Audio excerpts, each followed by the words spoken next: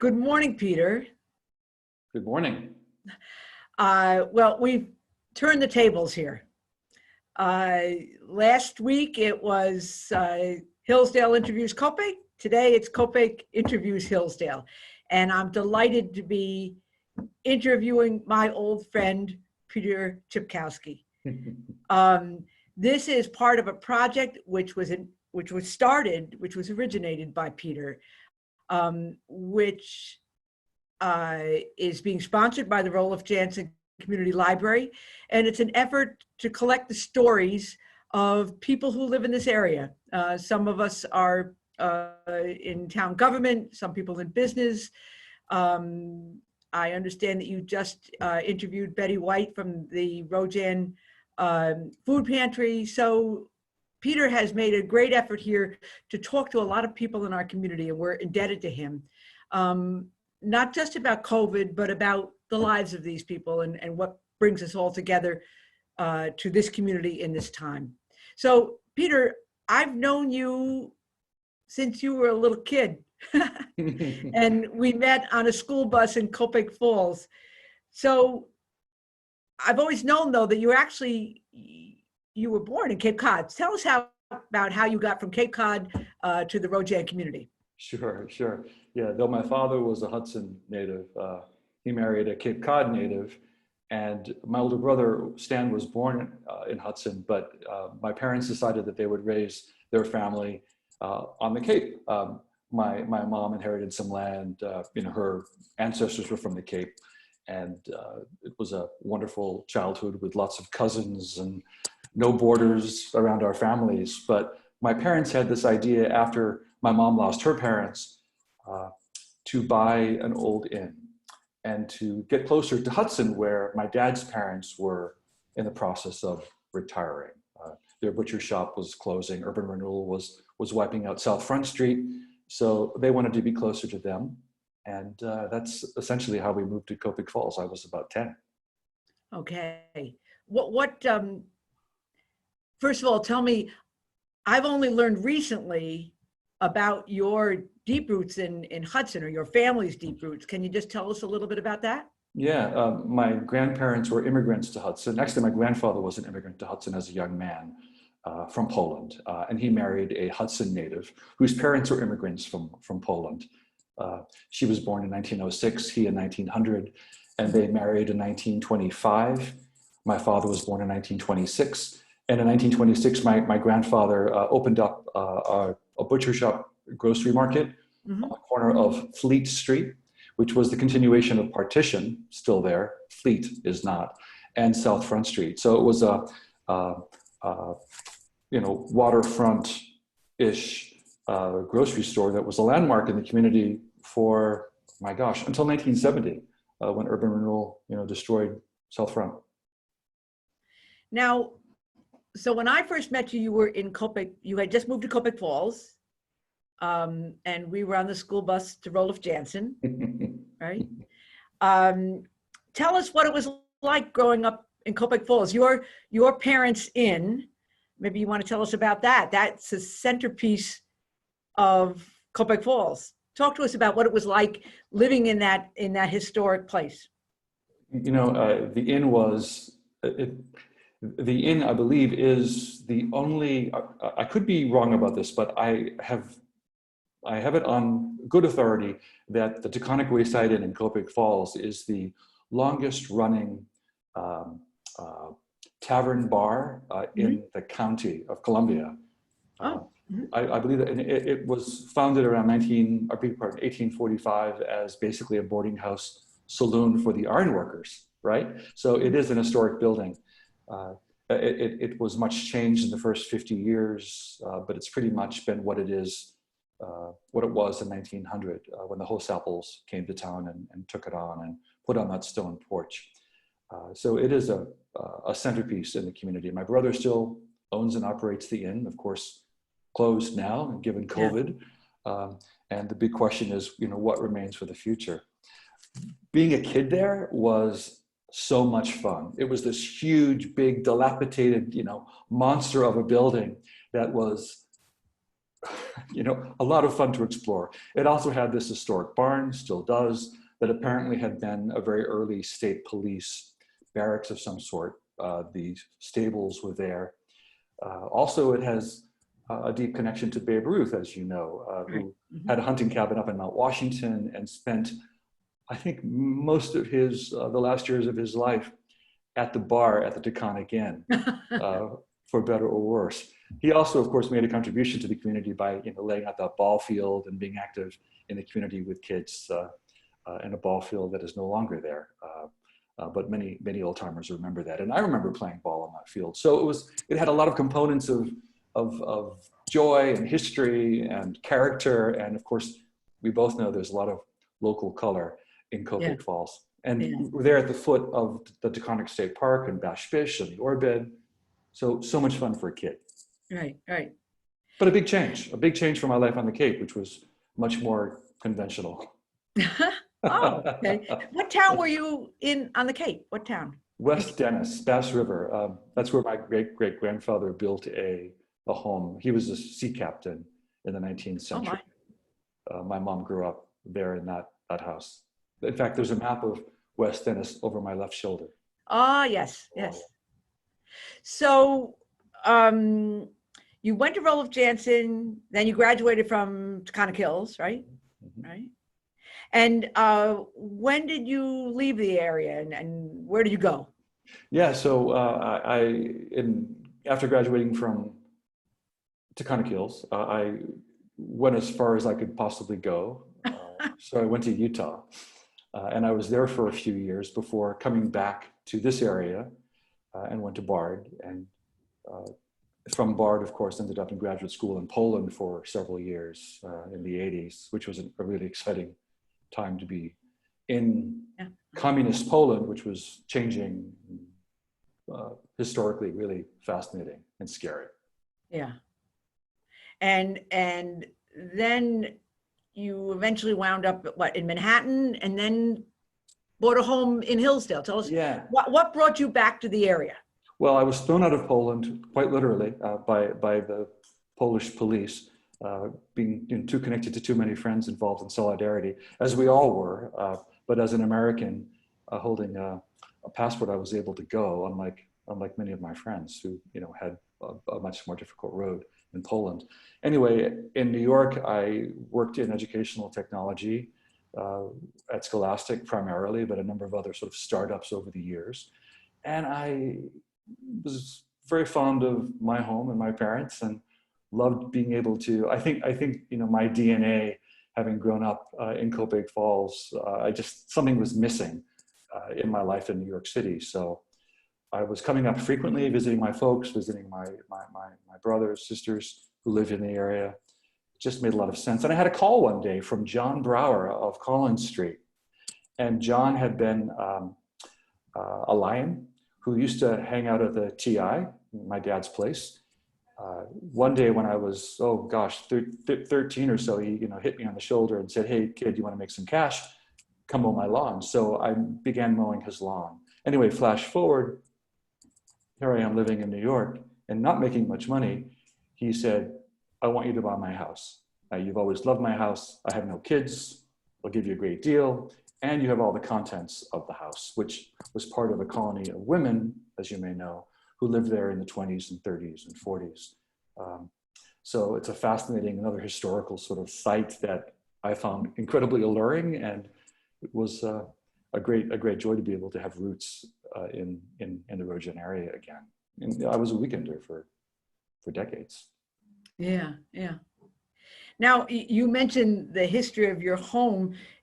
You have a deep love of history, and particularly local history. Am I right? You bet. I love local history as much as I love medieval and Polish history, but you bet. Yeah. But you were also eventually the president of the Roeliff Jansen Historical Society. And also you're associated with Eastgate. You're one of the founding members of Eastgate. Talk to us about your association with both the Rho Jan Historical Society and also Eastgate. Yeah, so our friends at the Rho Jan Historical Society knew that I was interested in history, and I believe I was recruited to make a presentation about the history of the Taconic Inn, the Taconic Wayside Inn. So I think that was my first presentation at the society, and was very interested in local Hillsdale history, and did a presentation for the library with the society on. And so I did a number of sort of local topics, including the library history, now the Hillsdale Town Hall, and became really interested in the toll house, you know, the East Gate there on 23. I was eventually contacted, much to my surprise, by the owner of that building. And I was, I think, a new supervisor. I had just been elected supervisor, was very interested in donating it to the town. Naturally, a little complicated, right? We didn't want to necessarily take an empty, derelict building in a precarious site on Route 23. We didn't want to assume responsibility for that. But of course, as a historian, and surrounded by people who love the story of the Columbia Turnpike and respect our local treasures, like an old toll gate, wondered what the future might be for that building. So the Rho Jan Historical Society, quite correctly, was also reluctant to take on a building. We know that societies that take on the maintenance of old buildings struggle. And, do we need another house museum? And how does this thing get funded? And so ultimately, a group of people decided that they would accept the donation from the previous owner, assume ownership of the building, and set up this nonprofit called Friends of Eastgate. And they've already accomplished their first goal, which is to stabilize the building, which a few years ago was just this close from collapsing over the hill. And maybe some would say that's just for the good, but this is a different conversation perhaps. But the toll house really is a symbol of early American history. It was part of a network of early toll roads. It really was the reason why villages like Hillsdale and Howellville and eventually Hudson became bustling centers, because they were designed, it was created, in brief, it was created by the founders of Hudson to bring farm product, livestock, crops from the hinterlands of Columbia County and the Berkshires to Hudson, which they could then transport down to New York City for a nice dime and prosper up in Hudson, which they did. And all this became moot, with the development of the railroad in the 1850s. But it continued to be a toll road until 1907, I believe. And what do you see as the future of that building? So they've maintained, they've secured the building, and the committee is looking at a number of possibilities. Should it be left there just as a monument by the side of the road? Should it be moved back, if that's possible, to make it safer? Perhaps restore the interior of the building so it can be inhabited and self-sustaining financially, maybe become an office for an accountant or a single car business, who knows, a lawyer or something. They're also looking at adjacent properties, the acquisition of adjacent properties, which might enable them to take the building onto a larger lot and develop it a little bit more. Ultimately, the goal is to not be a burden to donors or anyone, but to become a self-sustaining enterprise. But certainly a monument to this halcyon period in early American history. Peter, how did you get involved in town government? What brought you to town government? There was a catalyst, actually. I remember very distinctively. There was in Hillsdale, we have an unprotected ridgeline, or had an unprotected ridgeline. Taconic State Park, of course, continues all the way up to Catamount in Quebec, and that is all state park and is protected. But we began to seeing one or two very visible, what do you call them, homes, basically, but jagged, kind of abrupt interruptions in the ridgeline. And that set off a lot of alarms in the community. People were, of course, in support of allowing people to do with private land what they want to do, but this was a view shed that was untampered with for how many hundreds of thousands of millions of years, and it was sacred to us. So there's a view shed there. So I got involved in the conversation locally about what to do and how to kind of balance ownership of land and also the rights of the community to be able to have a view shed that is protected. Ran for town board and won. So what year was that in that you ran? That was in 2005. So I served 2 terms of town board as a town, or 2 4-year terms as a town board member. And then when did you run for supervisor? Yeah, so there was a 2-year And hiatus. why? And why did you run for supervisor? Yeah. Well, I was now living in the community full time, Mhm. and I had taken a 2-year hiatus. In fact, I lost a 3rd term to town board by a couple of votes by the individual who I defeated in the first place, my friend Carmen Barbado. You know, local politics. And during that 2-year period, I stayed involved with the town board, kind of, you know, as a communications guy, you know, maintaining the website, newsletters and such. But Art Bear, who had served 3 terms, was resigning or was leaving community. He was not running for a 4th term. And, you know, I love this town. I was living here full time. It was a no-brainer for me. I wanted to serve. And how has it been? You're now what? You're in your Second you 4-year term. 1 term and you got 1 year in on you're the beginning of a new term. Yeah. Yeah, that's right. That's right. So how has it been? What do you think what are you most proud of? Well, I'm so proud of our community and our town board. We have a really activist, engaged community, a lot of citizens. We have no problems staffing up our committees. People want to be part of it.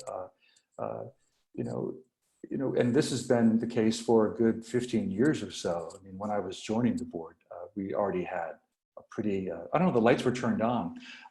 We also understand, you know, as a community that we have a unique opportunity in Hillsdale at a geographic crossroads with 22 and 23, a lot of traffic coming through and not stopping. Mhm. A lot of old buildings that, you know, were no longer really being served or being utilized fully, you know, with some exceptions, of course. It just seemed like we had an opportunity to recognize the historic character of the building, of course, invest in infrastructure. The sewer project, you know, more than a decade ago now, was set up, and that really laid the groundwork for businesses to reopen in a way that would be more fuller. So Paso Flora opened in a building that had been renovated, and then the Hillsdale General Store structure was renovated, and now, of course, has a couple of businesses in it. And, you know, one after the next. It's been so exciting to see. And now recently, the old Seed building, the old Agway building down on Anthony Street, now the Rho Jan Brewery, another historic building inside an historic district. The other unique thing about this was that many folks who were renovating their buildings were able to take advantage of tax credits, both federal and state specific credits, which enabled them to invest in the buildings. So that infrastructure really sort of laid it down and has been there's been a trajectory for us. So now with the rail trail coming through and skirting our town and with our current sidewalks, the big question is, how do we maintain economic growth and also take advantage of the rail trail by bringing people up the hill, up Anthony Street into the town, in the same way that Copic, of course, has the challenge of getting people from the rail trail a further distance away into Copic. And I know that you guys are thinking about a solution for that too. So a lot of fun challenges, Jeanne. So Peter, the first term gave way to the second term, and then what, 2 months in, 3 months in, we're hit with COVID. How has that been for you as a supervisor? What do you reflect? How has it affected your life? How has it affected the town and your hopes for the town? Yeah, it's scary, and the uncertainty around it is daunting. I think, you know, when we began hearing from the county the impact of COVID on town budgets, you know, my alarms began going off, and the first thing that we've done is really look at the budget, question where we can conserve. So I'll talk about that in a second, but the other primary concern has been just the safety and welfare of folks, and making sure that folks have the information that they need, the up-to-date information about how to protect themselves, how to protect their families and others, how to prevent, you know, the spread of the virus in the community. So that's been an enormous undertaking as well. Then the issue of just addressing the needs in town hall, you know, day to day.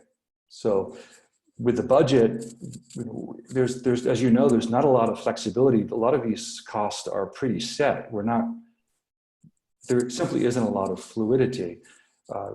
With a potential shortfall of 20 to 50% in sales tax, Hillsdale may have to find cuts of $50,000 to $100,000 in its budget.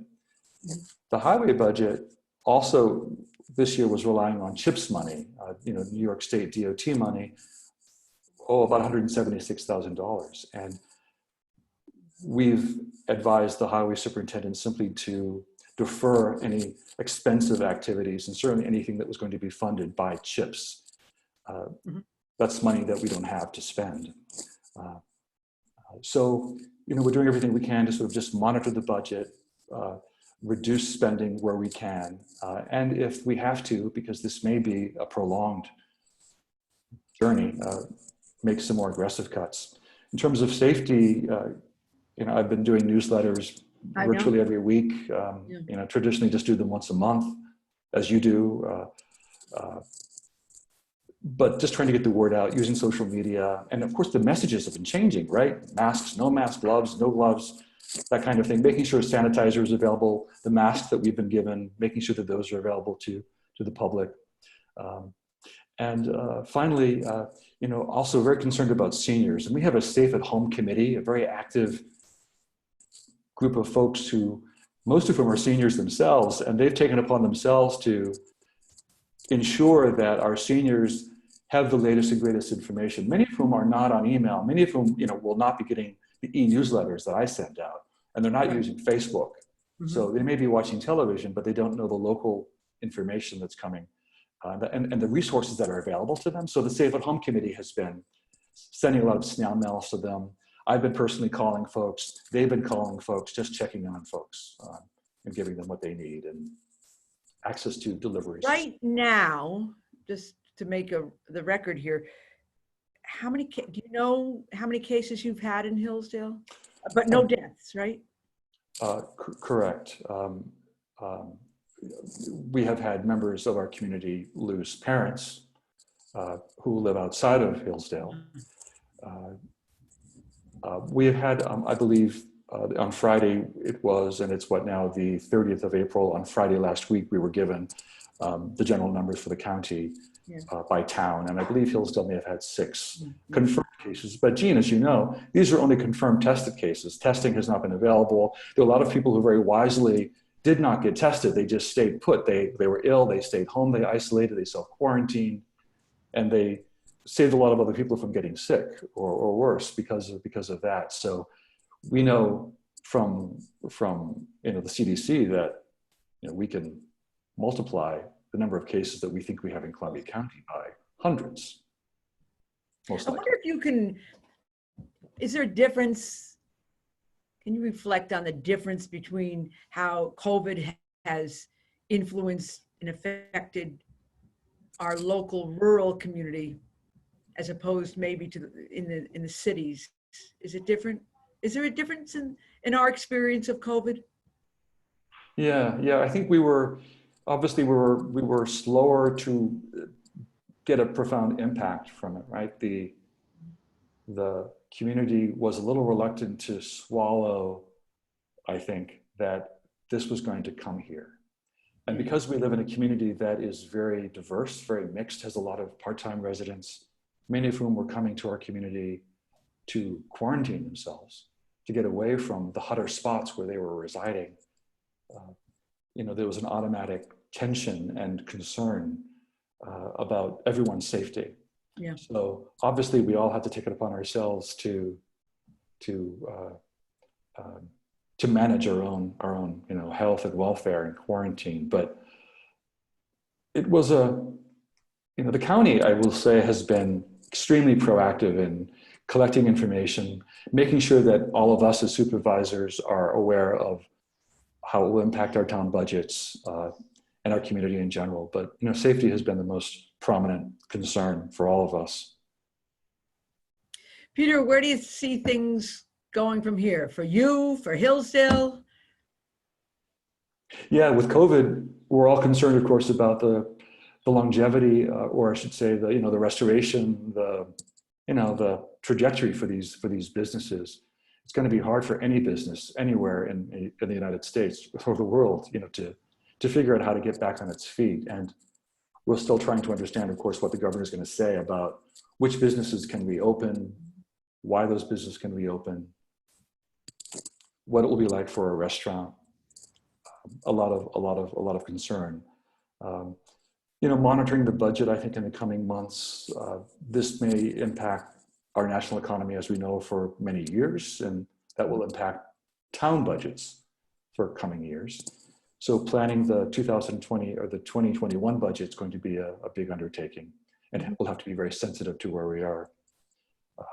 I do believe that Hillsdale has reawakened, and because we have such an active board and active community, we're going to be relentless about making sure that we keep the lights on and protect our citizens.